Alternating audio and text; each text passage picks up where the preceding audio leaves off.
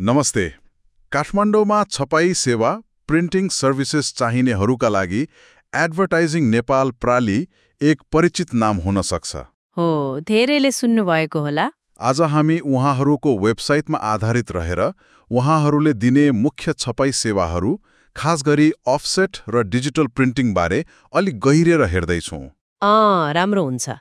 वेबसाइटमा हेर्दा जानकारी प्रष्टै छ। हाम्रो लक्ष्य चाहिँ यहाँ उपलब्ध जानकारीबाट के महत्त्वपूर्ण कुराहरू छन् त्यो केलाउने हो। ठिक हो। स्रोत हेर्दा उहाँहरूले मुख्यतया दुई प्रविधि होइन, अफसेट र डिजिटल, यो अपनाएको देखिन्छ। हो, अफसेट र डिजिटल। अफसेट बारे अलिकति बताइदिनुस् न। अफसेट प्रिन्टिङ चाहिँ तपाईँलाई थाहै होला, अलि ठूलो परिमाणमा छाप्नु पर्दा, मतलब धेरै कपी चाहियो भने एकदमै किफायती हुन्छ।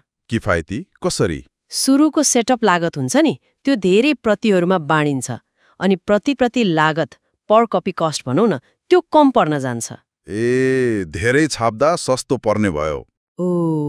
अनि यस अर्को राम्रो पक्ष भनेको गुणस्तर। तस्विरहरू एकदमै उच्च गुणस्तरको आउँछ, रङहरू पनि एकदमै सही आउँछ, रङको शुद्धता राम्रो हुन्छ। अनि डिजिटल प्रिन्टिङ नि, त्यो चाहिँ कसरी फरक भयो त? डिजिटल प्रिन्टिङको मुख्य फाइदा के हो भने थोरै परिमाणमा पनि छिटो र सजिलै छाप्न सकिन्छ। थोरैको लागि पनि? यसमा अफसेट जस्तो त्यो लामो सेटअप प्रक्रिया चाहिँदैन, प्लेट बनाउने झन्झट भएन। अनि अर्को केही छ कि? छ नि, अर्को महत्त्वपूर्ण कुरा भनेको पर्सनलाइजेसन। पर्सनलाइजेसन मतलब हरेक प्रतिलाई फरक बनाउन सक्ने क्षमता।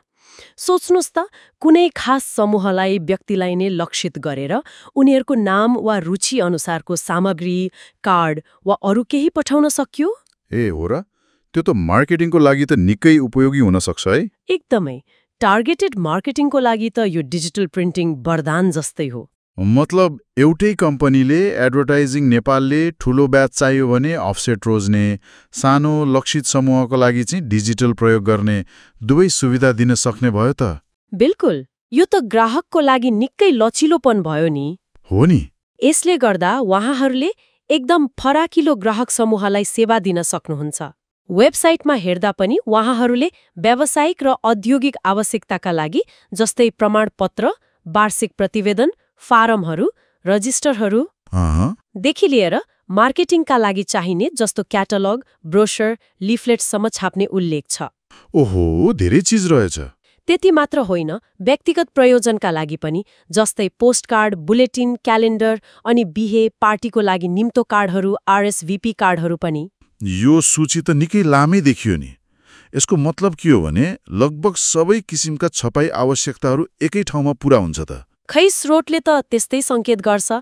व्यापार चलाउन चाहिने आधारभूत सामग्री, जस्तै बिजनेस कार्ड, फ्लायरदेखि लिएर विशेष अवसरका सामग्री, अनि उहाँहरूले त खाद्य सेवा उद्योग, मतलब रेस्टुरेन्ट, होटेललाई चाहिने मेन्यु जस्ता प्रिन्टहरू पनि समेट्नु भएको छ। त्यो पनि हो। यसले ग्राहकलाई विभिन्न ठाउँ धाउनुपर्ने झन्झटबाट पक्कै मुक्त गराउँछ होला। वेबसाइटमा विशेष उत्पादनहरूको पनि कुरा थियो क्यारे? कर्पोरेट डायरी, क्यालेन्डर जस्तो? थियो। कर्पोरेट डायरी र क्यालेन्डर। यिनलाई किन अलि बढी महत्त्व दिएको जस्तो लाग्यो? खै, मेरो विचारमा यिनीहरू मार्केटिङको लागि एकदम राम्रो माध्यम मानिन्छन् क्या। किनभने यिनीहरू वर्षभरि कि त ग्राहकको टेबलमा कि त कर्मचारीको अगाडि रहिरहन्छन् नि। हो, त्यो त दिनदिनै देखिने हो। यो कम्पनीको ब्रान्ड सम्झाइरहने एक सूक्ष्म तरिका भयो। अनि एडभर्टाइजिङ नेपालले यस्ता सामग्री, मतलब डायरी र क्यालेन्डर ठूलो सङ्ख्यामा किफायती मूल्यमा छाप्ने सेवा दिने कुरा पनि उल्लेख गरेको छ। धेरै छाप्दा सस्तोमा? जुन संस्थागत उपहार दिन वा प्रमोसनको लागि एकदमै उपयुक्त हुन्छ। उहाँहरूले 2082-2025 को लागि वाल क्यालेन्डर, टेबल क्यालेन्डर छाप्ने कुरा पनि प्रष्ट पारेका छन्। बुझियो। यो जानकारी त पक्कै उपयोगी भयो। अब कसैलाई सम्पर्क गर्न मन लाग्यो भने नि? सम्पर्कको लागि उहाँहरूको मुख्य कार्यालय नयाँ बजार काठमाडौँमा रहेछ। नयाँ बजारमा? फोन नम्बरहरू पनि थिए होला? वेबसाइटमा फोन नम्बर 01 98438932 छ। अनि मोबाइल नम्बरहरू पनि छन् 98411150 र 9818045740। यो दोस्रो नम्बरमा WhatsApp पनि चल्छ भनिएको छ। अनि अर्को पनि नम्बर थियो जस्तो लाग्यो, 98510। एउटा गैरीधारा नक्सालमा सम्पर्क कार्यालय पनि रहेछ। त्यहाँको फोन 014536465 र मोबाइल 9851079750 पनि छ। अनि इमेल ठेगाना चाहिँ info@advertisingnepal.com मार्फत पनि सम्पर्क गर्न सकिने रहेछ। ल, सम्पर्क विवरण पनि प्रष्ट भयो। थप विवरण त वेबसाइटमै होला। संक्षेपमा भन्नुपर्दा एडभर्टाइजिङ नेपालले काठमाडौँमा अफसेट र डिजिटल दुवै प्रविधि प्रयोग गरेर साना व्यक्तिगतदेखि ठूला व्यावसायिक सबै प्रकारका छपाई आवश्यकता पूरा गर्ने क्षमता राख्छ जस्तो देखिन्छ। अनि विशेष गरी कर्पोरेट डायरी र क्यालेन्डर जस्ता मार्केटिङ सामग्रीमा पनि उहाँहरूको राम्रो दखल देखियो। हो, त्यस्तै बुझिन्छ। ल, आजको यो छलफलबाट एडभर्टाइजिङ नेपालको सेवाबारे धेरै कुरा स्पष्ट भयो। तर एउटा प्रश्न चाहिँ मेरो मनमा रहिरह्यो। के प्रश्न? स्रोतले अफसेट र डिजिटल दुवैबारे बतायो अनि उत्पादनहरूको लामो सूची पनि दियो।